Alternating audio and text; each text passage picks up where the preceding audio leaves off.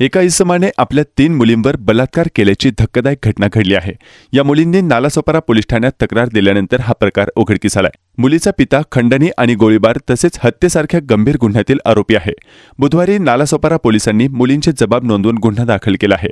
या आरोपीचा शोध नालासोपारा पोलीस घेत आहेत। पीडित मुली या सख्या बहिणी आहेत। त्या मूळच्या कोकणातील कणकवली या ठिकाणी राहणाऱ्या आहेत।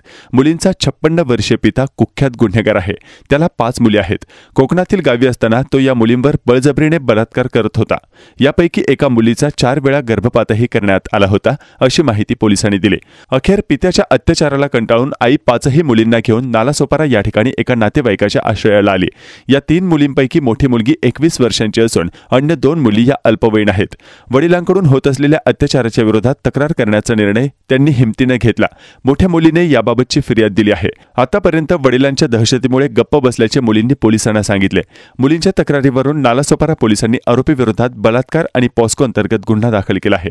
आरोपी हा कुख्यात गुन्हेगार आहे। त्याच्यावर हत्या, खंडणी, गोळीबार यांसारखे गंभीर गुन्हे दाखल आहेत। 16 सप्टेंबर 2004 रोजी प्रकाश मोरे याची आरोपीने हत्या केली होती, अशी माहिती नालासोपारा पोलिसांनी दिली। नात्याला काळीमा फासणाऱ्या या घटनेमुळे शहरात संताप व्यक्त होतोय। आरोपी हा सराईत गुन्हेगार असून त्याच्यावर विविध गुन्ह्यांची नोंद आहे। आरोपी फरार असून लवकरच त्याला अटक केली जाईल, अशी माहिती नालासोपारा पोलीस ठाण्याचे वरिष्ठ पोलीस निरीक्षक विशाल दळवी यांनी दिली। ही घटना गंभीर असून आम्ही मुलींची फिर्याद मिळताच गुन्हा दाखल केला आहे। आतापर्यंतच्या तपासात 3 मुलींवर त्याने लैंगिक अत्याचार केला आहे, अशी माहिती परिमंडळ 3चे पोलीस उपायुक्त जयंत बजबळे यांनी दिली। 2 दिवसांपूर्वी विरारमध्ये एका इसमाने 3 अल्पवयीन मुलींवर बलात्कार केला होता। त्यातील एक मुलगी 17 वर्षांची होती तर 2 सख्या बहिणी या 13 वर्षांच्या होत्या। या घटनेमुळे शहरात मोठी खळबळ उडाली आहे।